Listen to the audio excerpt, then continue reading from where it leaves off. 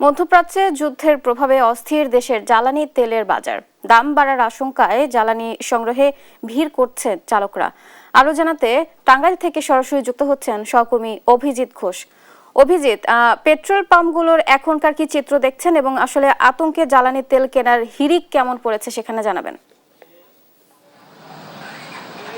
জি বুবলি, আপনি জানেন যে আসলে এই যে ইরান এবং যুক্তরাষ্ট্র এবং ইসরায়েলের যে যুদ্ধ, সেই যুদ্ধের ফলে এই যে বাংলাদেশে যে তেলের যে ইতিমধ্যে সংকট দেখা দিয়েছে, যদিও এই সংকট শুরু হয়েছে গতকালকে থেকেই। এবং আপনি জানেন যে বুধবার দিন এই তেলের যে এক ধরনের যুদ্ধ ছিল, এরপর থেকেই মানুষ হচ্ছে এই পেট্রোল পাম্পগুলোতে তারা আসতে শুরু করে এবং তারা প্রয়োজনের বেশি তারা এই মোটরসাইকেল বা অন্যান্য যানবাহনগুলোতে তারা তেল মজুত করে রেখে দেয়।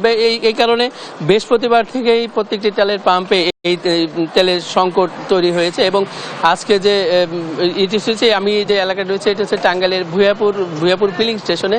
এখানে দেখতে পাচ্ছেন যে যারা মোটর সাইকেল চালক রয়েছেন তারা আসছেন, যদিও তারা 100 টাকার বেশি তেল পাচ্ছেন না। এবং পেট্রোল পাম্প মালিক সমিতি বলছেন যে তারা যদিও গতকালকে তারা তেলের চাহিদা দিয়েছিল, কিন্তু তারপরেও তারা তেল পাচ্ছেন না। এবং পাশাপাশি যেহেতু এই গত বুধবার থেকেই যারা চালক রয়েছেন, যারা মোটরসাইকেল রয়েছে, তারা এসে এই যে তাদের যে তেল তারা নিয়ে যাচ্ছেন, যে কারণে এই পেট্রোল পাম্পে আসলে পর্যাপ্ত তেল না থাকাতে তারাও তেল দিতে পারছেন না। এবং যেটুকু রয়েছে তারাও সর্বশেষ মানুষের ভোগান্তি বিবেচনা করে তারা কিছু পরিমাণে তেল দিতে পারলেও অধিকাংশ পেট্রোল পাম্পেই কিন্তু তেল নেই। পাশাপাশি শুধু অকটেন বা ডিজেল বা পেট্রোল নয় বা অকটেন নয়, সেক্ষেত্রে ডিজেলেও কিন্তু সংকট দেখা দিয়েছে। যেহেতু এই যে সংকট, সেই কারণে মানুষের একটি ভোগান্তি হয়েছে। বিশেষ করে যারা কর্মজীবী রয়েছে, যারা মোটরসাইকেল দিয়েই মূলত কর্মক্ষেত্র যান, তারা কিন্তু বেশি ভোগান্তিতে পড়েছেন। আমরা একটু এখানকার একটু কথা বলবো যে তেল নিলেন কতটুকু, মাত্র 100 টাকার তেল দিল। তেলে খুব ক্রাইসিস, আমাদের আসলে দূরপাল্লা খুবই অসুবিধা, রাস্তাঘাটে চলাফেরা খুবই অসুবিধা, বাইক ছাড়া তো বিকল্প কোনো যানবাহনও নাই আমাদের। আমরা আরেকজনের সাথে একটু কথা বলবো, এই যিনি তেল নিতেছে, এই যে তেলের যে সংকট কতটুকু নিতে পারছেন কিনা, কি বলছেন? আসলে আমি তো 500 টাকা তেল নিতে আসছিলাম, এখানে এসে দেখি 100 টাকার বেশি দিচ্ছে না। তো বললো যে তেল সংকট, পরবর্তীতে আবার 100 টাকা বা 200 টাকা নিতে পারবেন, তার বেশি নিতে পারবেন না।